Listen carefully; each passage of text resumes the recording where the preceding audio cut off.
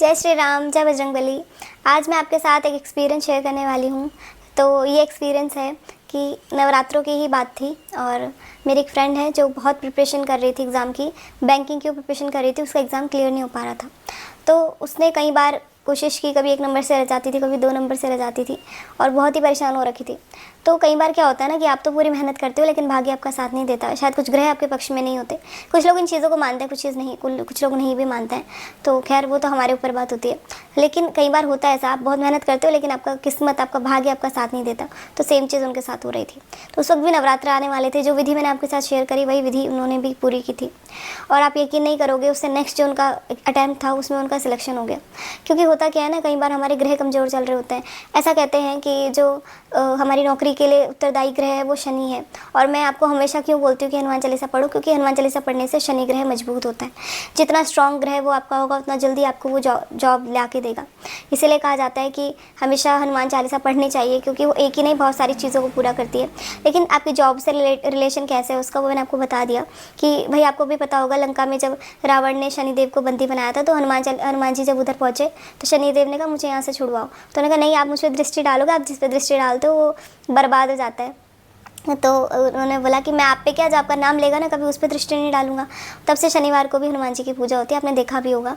तो अगर आप हनुमान चालीसा का पाठ करते हैं तो आपकी जो भी मनोकामना होती है वो पूरी होती है। और अगर आप जॉब संबंधी इच्छा रखते हो तो वो इच्छा भी आपकी पूरी होती है। इतने सारे एग्जाम्पल्स हैं ना, मैं कई बार ना स्क्रीनशॉट लेती हूँ, लोग अपना एक्सपीरियंस शेयर करते हैं कि हमने ये चीज़ की थी और ये चीज़ पूरी होगी। लेकिन कई बार होता है मेरे पास से टाइम नहीं होता कि मैं वीडियो बनाऊँ। जब वीडियो बनाने बैठती हूँ तो वो पीछे पीछे चले जाते हैं स्क्रीनशॉट, में ध्यान भी नहीं रहता। तो कई बार तो मैं कम्युनिटी में डाल देती हूँ।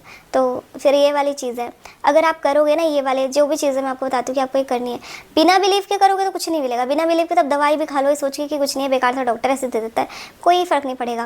लेकिन अगर विश्वास के साथ आप किसी पर विश्वास करते हो ना तो उसका इम्पैक्ट पड़ता है। कई बार होता है 2 डॉक्टर है, सेम दवाई दे रहे हैं पर एक की दवाई असर करती है, दूसरे की नहीं करती। क्यों? एक तरफ आपके बिलीव से कि यार अच्छी दवाई देता है, बढ़िया डॉक्टर है, बहुत बढ़िया, तो ऐसे दे देता है दूसरा उठा के। लेकिन वो दूसरे पे कोई बिलीव करता होगा कि बहुत अच्छा काम करता है तो उसकी दवाई उसको असर करती है। बात दवाई की नहीं है, बात आपके माइंड की है। वो उस तरीके से एक्टिवेट हो जाता है। आपका जो माइंड है ना वो इतना स्ट्रॉन्ग है ना, ब्रह्मांड की हर चीज़ ला के दे सकता है। बहुत स्ट्रॉन्ग है आपका माइंड, इतना पावरफुल है, इतना शक्तिशाली है जिसकी पावर शायद आप जान ही नहीं सकते। लोग पहले एक जगह बैठे बैठे दूसरी जगह देख लेते थे क्या चल रहा होता था, एक जगह बैठे बैठे अपनी चीज़ें दूसरे तक पहुंचा देते थे। वो सारी पावर मन की थी। तो ये आप अगर बिलीव करेंगे ना, आपके विश्वास, आपके बिलीव्स जो सोचोगे वो ला के देंगे। एक एक्सपेरिमेंट हुआ था जब एक कंट्री में एक इंसान को पानी का इंजेक्शन लगाया और उसे कहा गया कि उसको वो जहर है उस इंजेक्शन में, सांप का। तो उस इंसान के माइंड में यही था कि उसमें जहर है। तो जब वो मरा तो उसके अंदर एक तो उसके मुँह से झाग निकल रहा था और उसकी बॉडी से जहर के सैंपल्स ही मिले। तो आप देख सकते हो कि उसके माइंड ने कितना स्ट्रांगली इस चीज़ को बिलीव किया और जनरेट कर दिया बॉडी में कि वो किससे मरा है, जहर से। तो आपका माइंड में बहुत पावर है। भगवान पे बिलीव कर रहे हो ना तो बिना क्यों क्या कैसे करते हुए बिलीव करो।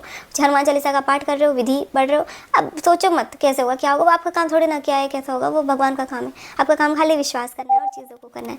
तो इस वीडियो को मैं यहीं पे ख़त्म करती हूँ। भगवान आपकी हर एक मनोकामना पूरी करे। जय श्री राम, जय बजरंगबली। नवरात्रों की आपको बहुत शुभकामनाएं।